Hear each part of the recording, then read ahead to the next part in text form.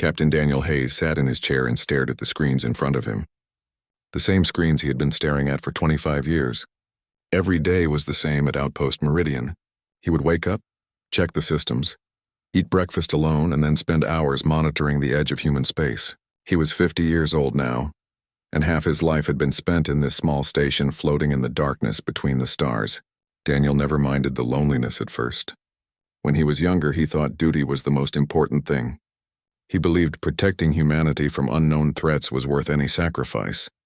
But as the years passed, he started to realize what he had given up. He had no family, no friends except the voices on the radio during supply runs, no one to share his life with. The other pilots made jokes about him. They called him the Ghost of Meridian, the man who forgot how to live. He had never been with a woman, never felt the touch of someone who cared about him. At 25, he thought there would be time for that later. At 35, he told himself he was too busy. At 45, he decided it was too late. Now at 50, he tried not to think about it at all. The days blended together into weeks, then months, then years. Daniel maintained his equipment with careful precision. He flew his patrol routes in his old starfighter, the Wanderer. He reported to command once a week. He ate his meals and read his books and watched the same old movies over and over. It was a half-life, a shadow of what living should be. But it was his life and he had accepted it. Then everything changed. It was late in the evening when the alarm started screaming. Daniel jumped from his chair and ran to the main console. His screen showed something entering his sector. An unknown vessel. It was damaged badly, trailing bright plasma behind it like blood in water. The ship was moving erratically, clearly out of control. Daniel's training told him to report it immediately and wait for orders. But something in his gut said there was no time for that. Whoever was in that ship would be dead before help arrived. He made a decision that went against every rule in the book. He would investigate himself. He rushed to the docking bay and climbed into the Wanderer. The old fighter came to life with familiar sounds. Daniel launched into the black and pushed his engines hard toward the unknown vessel. As he got closer, he could see it more clearly. His breath caught in his throat. The ship was like nothing he had ever seen. It looked organic, almost alive. The hull was covered in scales that shimmered with colors he had no names for. There were wings folded against the sides, delicate and beautiful. It looked more like a creature than a machine. Nothing in the human databases matched it. Daniel watched in horror as the ship lost all control and plunged toward a nearby moon. It hit the surface hard, throwing up dust and rock. The impact site glowed orange in his sensors. He knew he had to act fast. He landed the Wanderer a safe distance away and grabbed his emergency kit. The moon had barely any atmosphere, so he sealed his suit and jumped out. He ran toward the crash site, his boots kicking up dust with each step. The unknown ship had torn a long gash in the ground. Parts of it were still burning. Daniel found an opening in the hull and climbed inside. The interior was strange and beautiful. Everything curved and flowed like the inside of a seashell. There were symbols on the walls that glowed faintly. And there, in what looked like a pilot's seat, was a person. But not a human. She was unconscious and bleeding. Her skin was covered in fine scales that shifted between blue and silver. Her hair was long and dark, with streaks of gold running through it. She had delicate features, almost human but not quite. Her eyes were closed, but he could see the shape of them, larger than human eyes and tilted upward. On her back were small wings folded tight against her body. They looked too small to fly with, but they moved slightly with each breath she took. Daniel's medical training kicked in. He checked her pulse. It was there, but weak and irregular. She had injuries across her body, burns and cuts and what looked like broken bones. He knew he had to get her back to the outpost fast or she would die. He carefully lifted her from the seat. She was lighter than he expected, her bones delicate but strong. He carried her back to the Wanderer and secured her in the passenger seat. Then he flew as fast as he dared back to Outpost Meridian. Once inside, Daniel brought her to the medical bay. He had basic supplies for treating humans, but he had no idea if they would work on her. He did his best, treating her wounds, setting broken bones, giving her fluids through an IV. He worked through the night, checking her vital signs every few minutes. 3 days passed. Daniel barely slept. He stayed by her side, monitoring her condition. Slowly, her vital signs improved. The color returned to her scales. Her breathing became steady. And then, on the morning of the 4th day, her eyes opened. They were the most beautiful eyes Daniel had ever seen. Golden amber, with vertical pupils like a cat. They focused on him with confusion and fear. She tried to sit up but gasped in pain. Daniel gently pushed her back down. She spoke, but the words made no sense to him. The language was melodic and complex, full of sounds human vocal cords could never make. She looked around frantically, clearly frightened. Daniel held up his hands in what he hoped was a universal gesture of peace. He went to his computer and activated the translation software. It was designed to learn new languages by analyzing patterns. He started speaking slowly, pointing at objects and saying their names. The woman watched him carefully. After a few moments, she began to understand what he was trying to do. She pointed at herself and said a word. He repeated it. She nodded. Over the next few hours, they made progress. The translation software started to recognize patterns in her language. Finally, it produced its first translated sentence. Her name was Sarah, she was a princess, and she was very, very far from home. Daniel looked at this strange, beautiful being in his medical bay and realized his lonely life had just become infinitely more complicated. Part 2. Sarah recovered slowly over the following weeks. Her body healed faster than any human could, which amazed Daniel. Broken bones mended in days instead of months. Deep cuts closed without leaving scars. She was strong in ways that seemed impossible, but the emotional wounds took longer to heal. As the translation software improved, they could finally have real conversations. Sarah told Daniel her story, and it was more incredible than anything he could have imagined. She came from the Draconi Empire, a civilization that existed in the unexplored regions beyond human space. Her people had been traveling the stars for thousands of years, long before humans even discovered fire. The Draconi were an ancient race with abilities that seemed like magic. They could survive in environments that would kill humans instantly. Their strength was 10 times that of any human. They lived for centuries, sometimes even millennia. Sarah herself was 70 years old, though she looked like a young woman in her 20s by human standards. She was barely considered an adult by her people. She was the youngest daughter of the Draconi Emperor, a position that came with duties and expectations she had tried to escape. Her father had arranged a marriage for her to General Caney, a powerful warlord from a rival faction. The marriage was meant to unite two powerful houses and prevent a war. But Caney was brutal and cruel. He saw Sarah not as a person but as a prize to be won, a symbol of his power. Sarah had refused the marriage. In her culture, this was a terrible dishonor, not just to herself but to her entire family. But she could not bring herself to spend centuries trapped in a life of misery, so she had stolen one of the royal ships and fled, hoping to find somewhere far away where she could live in peace. But Caney's forces had pursued her, and in the battle that followed, her ship was damaged. She had barely escaped with her life. Daniel listened to all of this with growing wonder. Here was a princess from an empire humans did not even know existed, sitting in his tiny outpost, drinking the terrible coffee he made. It seemed impossible. But then again, everything about this situation was impossible. He told her about his own life, though it felt small and insignificant compared to her story. He explained that he had been stationed at this outpost for 25 years, watching for threats that never came. He talked about his duty and his dedication to protecting humanity. He admitted with some embarrassment how lonely he had been. Sarah listened with genuine interest.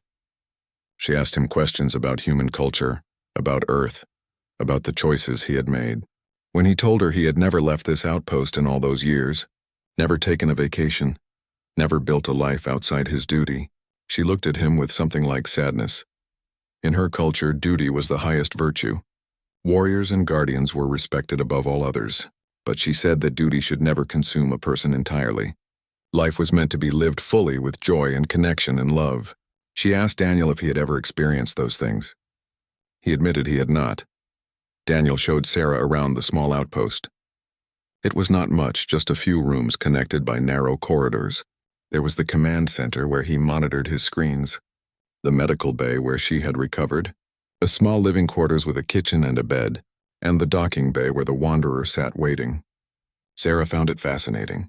She had grown up in crystal palaces that stretched for miles, but there was something honest and real about this tiny human station. He shared his collection of books with her. Most were old adventure novels and history texts. Sarah devoured them, learning about human civilization with eager curiosity. He played music for her, everything from classical symphonies to rock and roll. She loved it all, swaying to the rhythms in ways that made Daniel's heart race. They watched movies together in the evenings. Sarah was amazed by human storytelling, by the emotions and dreams captured on screen. She laughed at comedies and cried at sad endings. Daniel found himself watching her instead of the movies, captivated by every expression that crossed her face. As they spent more time together, Daniel noticed something changing inside himself. He had been alone for so long that he had forgotten what it felt like to care about someone, but now he found himself thinking about Sarah constantly. He worried about her injuries. He wanted to make her smile. He felt protective of her in ways that went beyond duty. Sarah seemed to feel something too. She started staying close to him as they worked on repairs to her ship. She touched his arm when they talked. She asked him personal questions about his thoughts and feelings. She told him stories about her homeworld, about sky gardens that floated in the clouds and cities made of living crystal, about her childhood dreams and her fears for the future. One afternoon, while they were working on her ship's damaged engine, Sarah suddenly stopped and looked at Daniel with those golden eyes. She told him that she admired him. In her empire, there were thousands of warriors who claimed to be honorable and devoted to duty, but most of them were driven by pride and the desire for glory. Daniel was different. He had spent half his life in isolation, never seeking recognition or reward. He did his job because it needed to be done. That, she said, was true honor. Daniel did not know what to say. No one had ever spoken to him like that before. He tried to deflect, saying he was just doing what anyone would do. But Sarah shook her head. She said that was exactly what made him special. He did not see his own worth. Daniel finally contacted his superiors and reported the situation. The response was immediate and complicated. Command ordered him to keep Sarah secure at the outpost, while they sent a diplomatic team to make first contact with the Draconi Empire. But the team would take weeks to arrive due to the distance and political complications. Daniel worried about what would happen when they arrived. If the Draconi Empire learned where Sarah was, they might see it as an act of aggression. Her father might demand her return. General Caney might come looking for her, and Daniel knew that his small outpost could not stand against a Draconi warship. He asked Sarah what she wanted. She looked at him for a long moment before answering. She said she did not want to go back. She had tasted freedom for the first time in her life and she could not give it up. But more than that, she had found something here at this lonely outpost that she had never found in all the palaces of her empire. She had found someone who saw her as a person, not as a princess or a political tool. She had found Daniel. The words hung in the air between them. Daniel felt his heart pounding. He wanted to tell her that he felt the same way, that these past weeks had been the best of his life, that he did not want her to leave. But fear held him back. What could he offer a princess? He was just a lonely pilot who had wasted his life. She deserved so much more. But when Sarah took his hand in hers, her scales warm against his skin, Daniel wondered if maybe he had been wrong. Maybe it was not too late after all. Part 3. The weeks turned into a month and the diplomatic team still had not arrived. Daniel received messages from command telling him to be patient, that the situation was delicate and required careful handling. But he did not mind the delay. Every extra day meant more time with Sarah. Their routine became comfortable and natural. They would wake early and have breakfast together. Daniel made terrible coffee and burned toast, which Sarah found hilarious. She tried to teach him some Draconi cooking techniques, but the outpost's limited supplies made it challenging. Still, they laughed and experimented and created meals that were usually edible. During the day, they worked together. Daniel taught Sarah about human technology and how to maintain the outpost systems. She was a quick learner, understanding complex engineering concepts faster than most humans could. In return, she showed him Draconi technology. Her ship's systems were based on principles that seemed to blend science and something else, something humans did not have words for yet. In the evenings, they talked. Really talked about everything and nothing. Sarah told Daniel about growing up in the imperial palace, about the strict rules and endless ceremonies. She described her mother, who had died when Sarah was young, and her 3 older sisters, who had all accepted their arranged marriages without question. She talked about the pressure she had felt to be perfect, to never show weakness, to sacrifice her own desires for the good of the empire. Daniel shared his own story in more detail. He talked about joining the military as a young man, full of ideals and determination. He explained how he had volunteered for this remote posting, thinking it would be an adventure. He admitted how the years had worn away at him, how he had slowly realized that life was passing him by. He told her about the regrets that kept him awake at night, the chances he had never taken, the connections he had never made. Sarah listened without judgment. She said that regret was a burden every thinking being carried. The Draconi lived for centuries, which meant they had centuries to accumulate regrets. But she had learned something important from her mother before she died. The past could not be changed, but the future was still unwritten. Every moment was a chance to choose differently. One evening, a massive solar storm hit the system. Daniel had to shut down most of the outpost systems to prevent damage from the electromagnetic pulses. Emergency power kept life support running, but everything else went dark. They sat together in the living quarters, lit only by the dim emergency lights and the strange glow of Sarah's scales. The storm would last for hours, so they settled in to wait. Daniel found some candles he had saved from a supply drop years ago and lit them. The flickering light cast dancing shadows on the walls. It was almost romantic, though Daniel tried not to think about that. Sarah asked him if he regretted his choices. If he could go back and live his life differently, would he? Daniel thought about it carefully before answering. He said yes, he had regrets. He wished he had been braver. He wished he had taken more risks. He wished he had not let fear keep him from truly living. But he also said that his choices had led him to this moment, to meeting her, and he could not regret that. Sarah moved closer to him in the candlelight. She said that in Draconi culture, life was not measured by years but by experiences and connections. Her people could live for 1,000 years, but many of them never truly lived at all. They followed the same paths, did the same things, felt the same emotions over and over. They were alive but not living. Age meant nothing. What mattered was having the courage to embrace what life offered, no matter when it came. Daniel felt something shift inside him. He looked at Sarah, really looked at her, and saw not a princess from another world, but someone who understood him in ways no one ever had. She saw his loneliness and his regrets, but she also saw his strength and his honor. She did not pity him. She respected him. Sarah continued talking, her voice soft in the darkness. She told him about her arranged marriage and what it had meant. In Draconi culture, marriages between powerful families were not about love. They were about alliances and heirs. General Caney had not wanted her as a partner, but as a possession, something to display and use. She would have been expected to produce children to strengthen his bloodline, to stand quietly beside him at ceremonies, to never question or challenge him. It would have been a life of captivity dressed up as duty. That was why she had fled. Not because she was afraid of duty or responsibility, but because she wanted to choose her own path. She wanted to find someone who valued her for who she was, not what she represented. Someone who saw her as an equal. Someone like Daniel. Daniel's heart was pounding so hard he thought she must be able to hear it. He tried to find words, but they stuck in his throat. He wanted to tell her that he cared about her, that these weeks had been the most alive he had felt in decades. But doubt crept in. What could he offer her?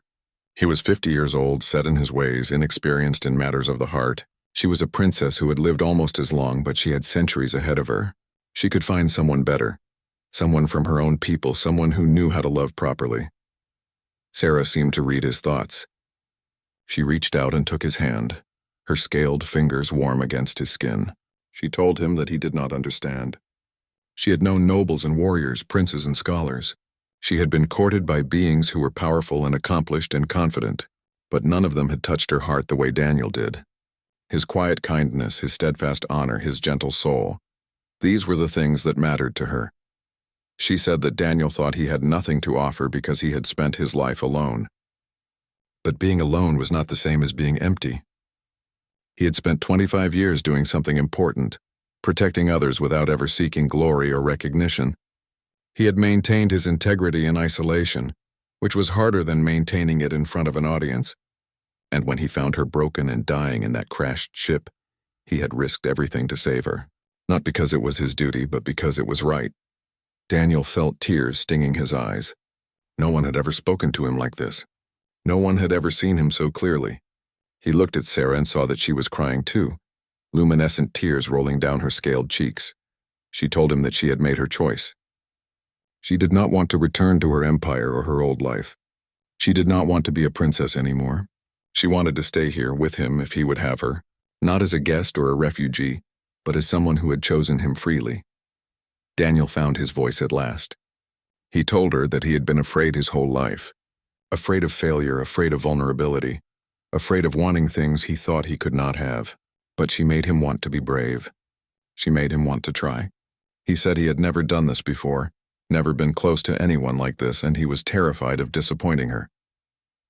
Sarah smiled through her tears.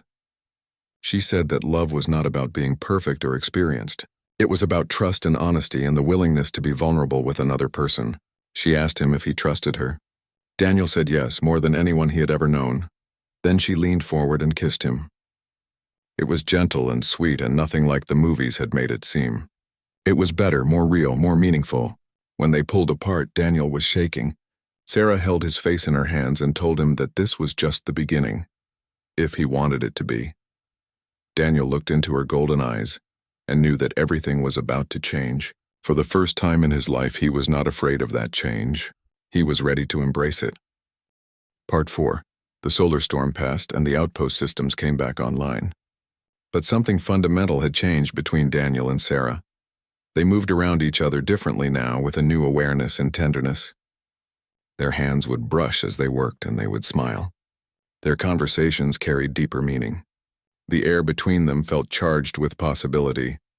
That evening, after they had finished their dinner and cleaned up, Sarah came to find Daniel in his quarters. He was sitting on his bed, looking at an old photograph of Earth he kept on his wall. She stood in the doorway for a moment, just watching him. Then she spoke his name softly. Daniel turned and saw her standing there, her scales catching the light in beautiful patterns. She looked nervous, which surprised him. He had seen her face down damaged ship systems and discuss ancient Dracony history with confidence. But now she seemed uncertain. It made her more real somehow, more vulnerable. She asked if she could come in. Daniel nodded, his mouth suddenly dry. Sarah entered and closed the door behind her. She came and sat beside him on the bed, close enough that he could feel the warmth radiating from her body. The Dracony ran hotter than humans, their metabolism burning like a furnace. Sarah took a deep breath and looked at him. She said that in her culture, when someone saved your life, a bond was formed that went beyond simple gratitude. The person who saved you became part of your spirit, connected to you in ways that were hard to explain in human terms. She had been thinking about this bond constantly since she woke up in his medical bay. She had been thinking about him. Daniel listened, his heart racing. Sarah continued, her voice gentle but steady. She said she had made her decision. She wanted to stay with him, truly stay with him in every way that mattered. She wanted to share his life and build something new together, but she needed to know if he wanted the same thing. She told him that she understood he was inexperienced, that he had never been intimate with anyone before. She could see his fear and uncertainty, but she wanted him to know that none of that mattered to her. Physical intimacy was not about skill or technique. It was about trust and connection, about being willing to be vulnerable with another person. It was about choosing to share yourself completely. Daniel tried to find words. He told her that he did want this, more than he had ever wanted anything. But he was afraid of doing something wrong, afraid of not being enough, afraid that she would realize she had made a mistake. He had spent 50 years building walls around his heart, and now she was asking him to tear them all down. Sarah reached out and took both of his hands in hers. She said that she was afraid too. Despite her longer life and her royal upbringing, she had never freely chosen to be with someone like this. Every interaction she had ever had was shadowed by politics and duty and expectations. This was her first time truly choosing for herself. They would figure it out together. She asked him again if he trusted her. Daniel said yes. She asked if he wanted her to stay the night with him. Daniel's voice was barely a whisper when he said yes again. What happened next was tender and awkward and beautiful. Sarah was patient, showing Daniel that intimacy was not something to be performed but something to be shared. She guided him gently, teaching him how to touch and be touched, how to give and receive pleasure. She showed him that mistakes and nervous laughter were part of the experience, not things to be ashamed of. For Daniel, it was overwhelming in the best possible way. Every sensation was new and intense. The feeling of her scaled skin against his, smooth and warm and alive. The sound of her breathing, the way her body moved with his. The moment when he looked into her eyes and saw complete acceptance there. No judgment or disappointment. Just care and connection and something that might have been love. Afterward, they lay together in the darkness, their bodies intertwined. Daniel felt like he was floating, his mind struggling to process what had just happened. Sarah rested her head on his chest, her hair spilling across his skin like silk. She traced lazy patterns on his arm with one finger.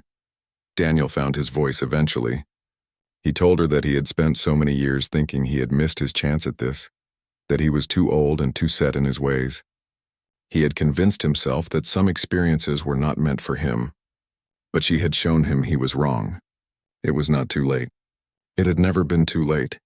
Sarah lifted her head to look at him. She said that age was just a number, a measure of time passed but not of potential lost.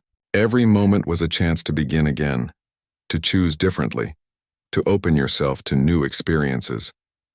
Her people lived for centuries, but many of them stopped growing and changing after their first 100 years. They became frozen in their habits and beliefs. True living required the courage to keep evolving, no matter how much time had passed. She told him that being with him had changed her too. For the first time, she felt truly free, not just free from her arranged marriage or the expectations of her family, but free to be herself without masks or pretense. Daniel accepted her completely, without trying to change her or mold her into something else. That was a gift more precious than anything she had known in her empire. They talked through the night, sharing hopes and fears and dreams. Sarah told him about the places she wanted to see in human space, the experiences she wanted to have. Daniel talked about leaving the outpost someday, about building a life that was about more than just duty. They made plans and laughed at the impossibility of some of them, and held each other close.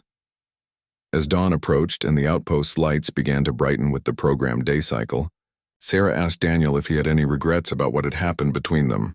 He looked at her, this amazing being who had crashed into his life and turned everything upside down, and he told her the truth. This was the first thing he had done in decades that he knew he would never regret. Sarah smiled and kissed him. She said she felt the same way. Whatever challenges lay ahead, whatever complications arose from their choice to be together, she would face them gladly.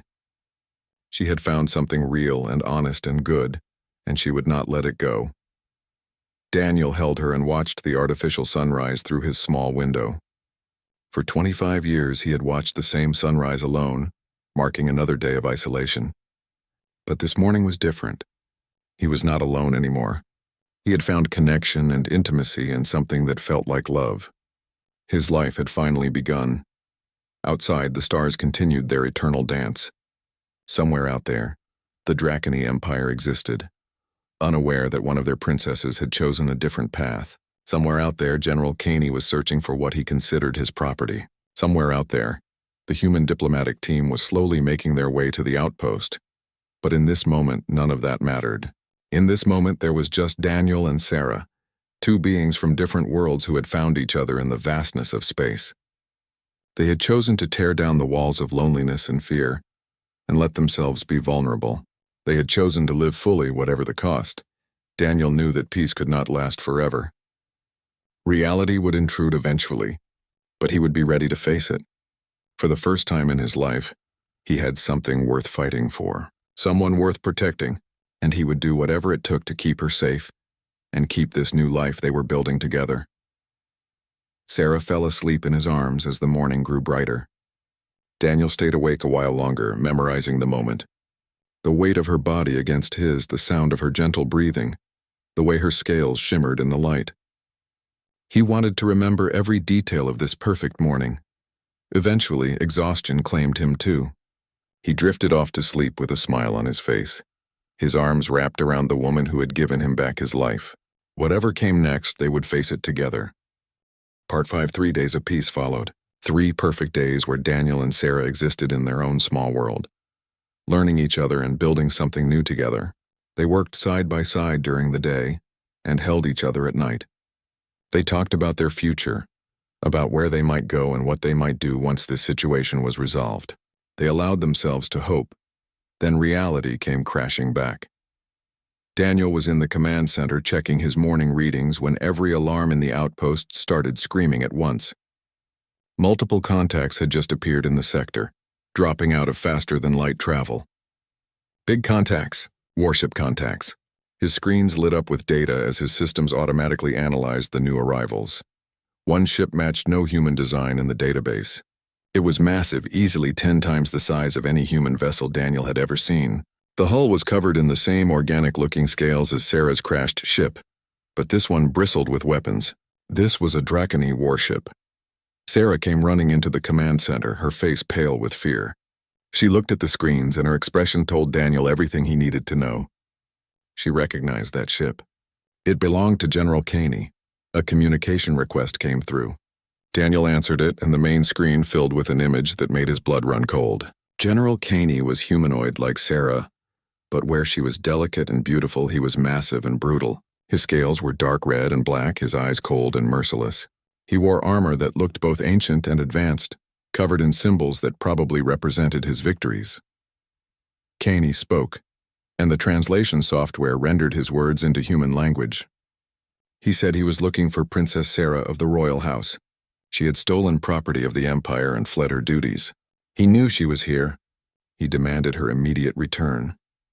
Daniel felt Sarah's hand on his shoulder, her grip tight with tension. He took a breath and responded, keeping his voice steady. He said that Sarah had requested asylum at this outpost. She was under human protection now. He would not simply hand her over. Kane's expression darkened. He said that Daniel was a fool who did not understand the forces he was dealing with. The Dracony Empire had been traveling the stars for thousands of years. Humans were children playing with technology they barely understood. This outpost could be destroyed in seconds. He would give Daniel one chance to comply.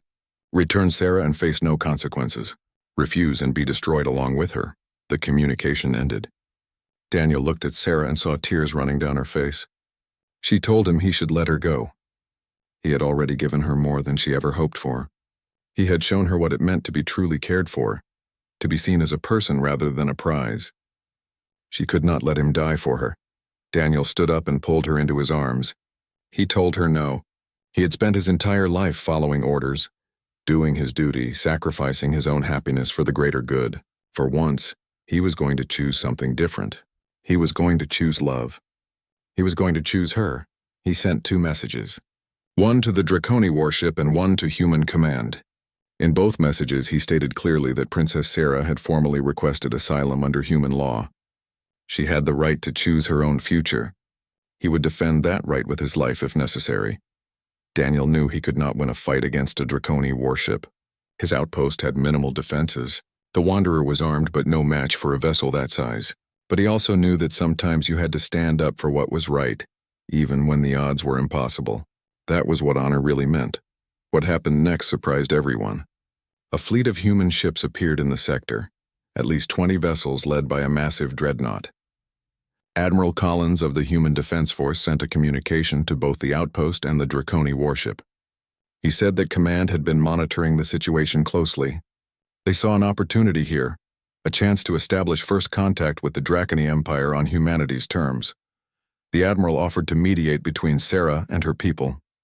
He invoked interstellar law regarding political asylum and the rights of sentient beings to choose their own path. He made it clear that humanity would not simply hand over someone who had requested protection, but he also offered a peaceful resolution. General Caney was furious. He sent another message, this one directed at Sarah. He said she was a coward and a disgrace to her family. She had been promised to him, and he would not accept this humiliation. But there was something else in his voice too, something that sounded like uncertainty. Admiral Collins explained something important. In Dracony culture, honor was everything. If Sarah publicly refused Caney in front of witnesses from another civilization, he could not force her without bringing shame to himself and his house. It would mark him as someone who had to take what he could not win fairly. Sarah understood. She asked Daniel to open a channel to the Dracony ship. When Caney's face appeared on screen again, she stood tall and spoke in her own language. The translation software rendered her words for Daniel and the Admiral.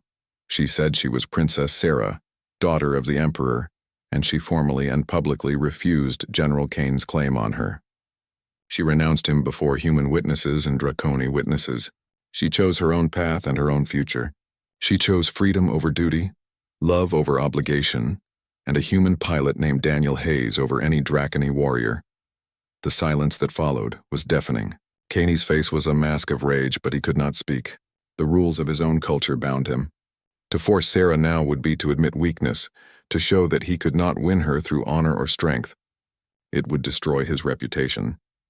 Then another Dracony ship appeared. This one was even larger, clearly an embassy vessel. An older Dracony appeared on screen, wearing robes marked with diplomatic symbols. This was Ambassador Vren, representative of the Draconi Emperor himself. He had been traveling to human space for this very situation. The ambassador spoke calmly. He said that the Emperor acknowledged his daughter's choice. It was not the choice he had hoped for, but he would respect it. However, there would be conditions. Sarah would have to renounce her titles and her claim to the throne. She would become a private citizen, with no political ties to the Empire. In exchange, she would be free to live as she chose. Sarah agreed without hesitation. She told the ambassador to tell her father that she was grateful for his understanding, but she had made her choice and would not look back.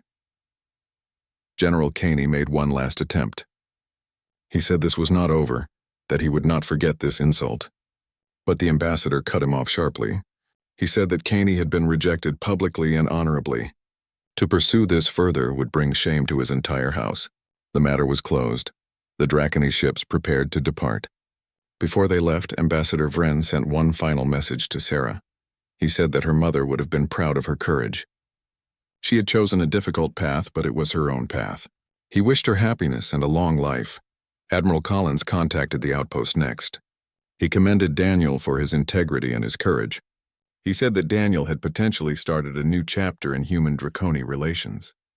First contact had been made, and it had been made on the foundation of standing up for someone's right to choose. That was something humanity could be proud of. The Admiral offered Daniel a transfer to a more populated station, maybe even a position at headquarters, but Daniel declined politely. He looked at Sarah standing beside him and knew exactly where he wanted to be. However, Daniel did accept one offer. The Admiral granted Sarah official asylum status and arranged for her to receive citizenship. Her ship was repaired using the best human and Dracony technology, creating a hybrid vessel that was faster and more advanced than anything else in human space. Over the following weeks, Daniel and Sarah settled into their new life together. She flew beside him on patrol routes, her hybrid ship dancing through space with incredible grace. They were an unlikely team, a human pilot and a Dracony princess, but they were effective. More importantly, they were happy. Sometimes, late at night, Daniel would think about his old life. 25 years of loneliness and routine. 25 years of thinking he had missed his chance at happiness. He had been so convinced that it was too late for him, that he was too old and too set in his ways to change. But Sarah had taught him something important. It was never too late to choose differently. Never too late to tear down the walls you had built around your heart. Never too late to embrace love and connection, and the terrifying vulnerability that came with them. Age was just a number. What mattered was having the courage to keep living, keep growing, keep opening yourself to new possibilities. Daniel was 50 years old when his life truly began. Some people might think that was sad, that he had wasted so much time, but he did not see it that way. Every experience, every lonely year, every moment of regret had led him to that crash site where he found Sarah. It had all been necessary to become the person who could appreciate what they had together. Sarah felt the same way.